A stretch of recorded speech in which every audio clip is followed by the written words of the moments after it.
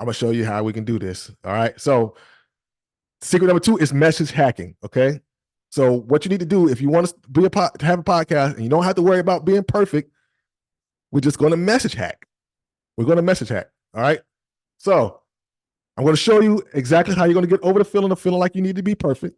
In order to do that, you're going to have to create messages that your audience craves, so you don't have to be perfect.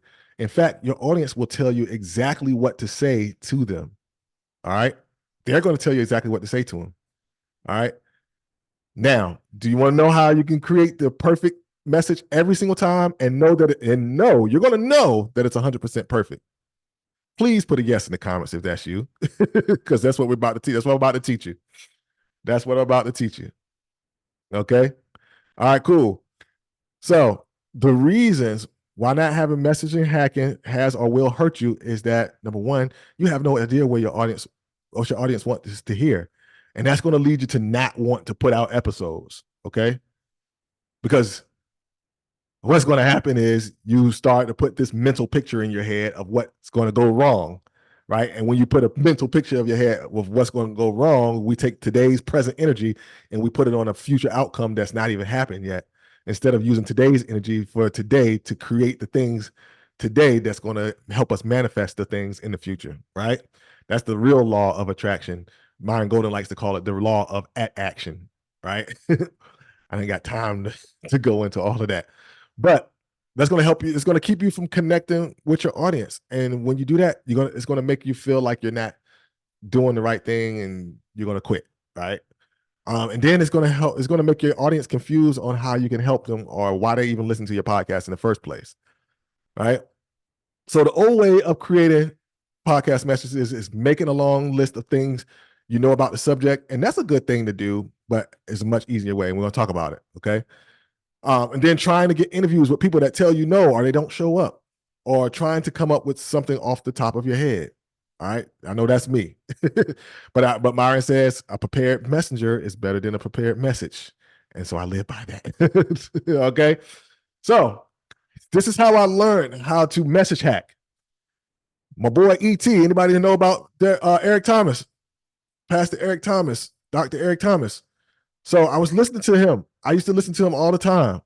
Okay. Finally, it's the first time that I had people up here saying, yes, they know who Eric Thomas is. All right. So I started listening to him. He's a motivational speaker, for those who don't know, and a pastor.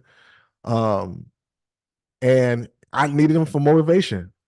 So one day I was listening to him and he was talking about how he just pays attention to his audience. So he told a story of how someone came up to him and said, man, it's like you're in my living room listening to my conversations. And he was like, praise God, I saw it in the comments. So he was just saying, like, I don't do anything spectacular. I just read the comments. And that's when I realized, ooh, this is the ultimate cheat code for to get the perfect thing. All right, to get the perfect the content for my people. Just got to pay attention to them. That's it. Right. And so, just as a side note, let me show you this. This is me here. I am actually on Eric Thomas's media team for his Ford events when he comes to Atlanta.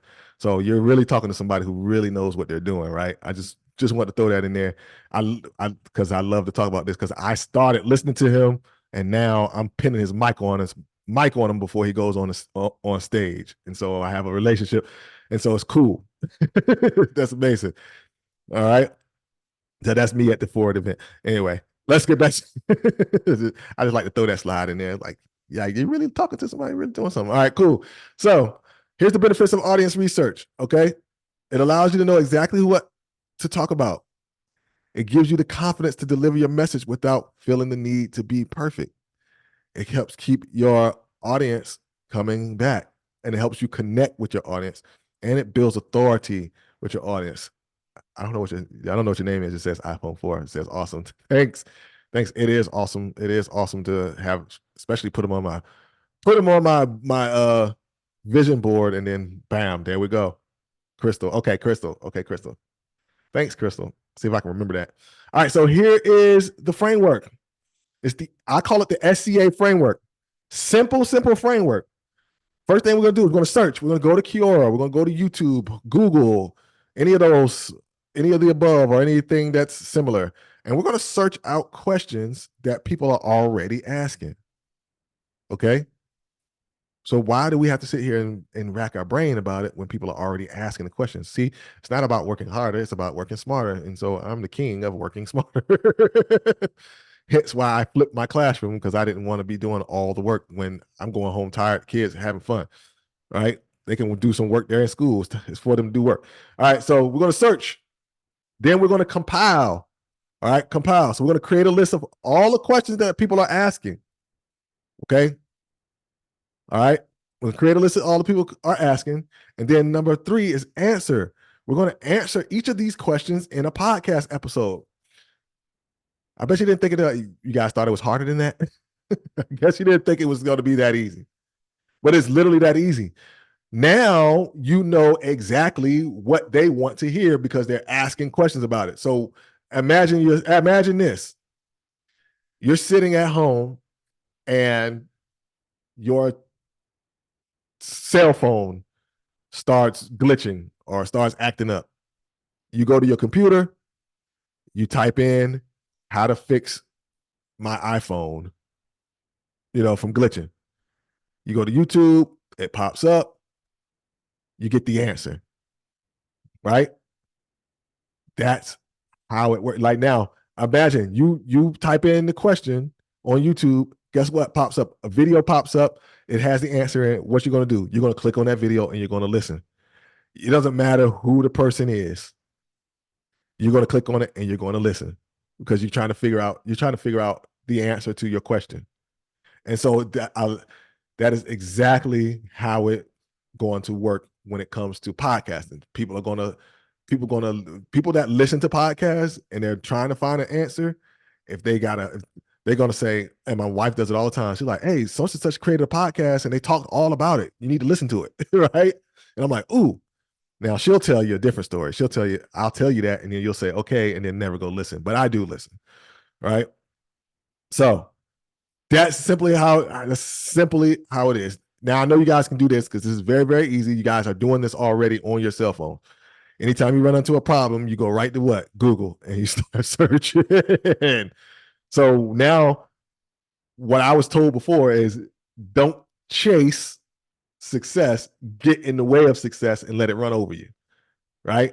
So we're just going to find, like, instead of us chasing, trying to put out a bunch of different stuff and see which one works, we just go to the source and say, what do y'all want to hear? Okay, that's what you want to hear. All right, I'll make that.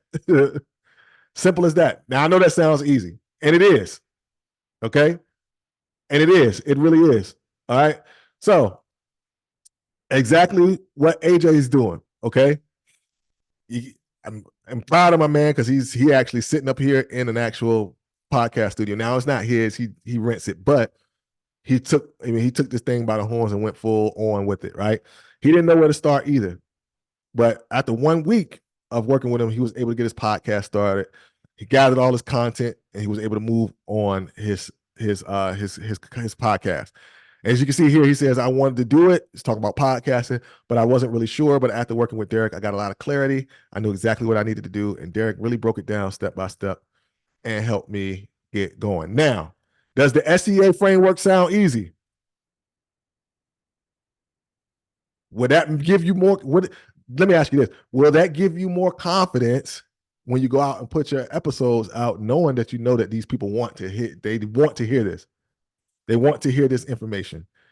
All right. They want to know how to do, basket weaving. They want to know how you, lessen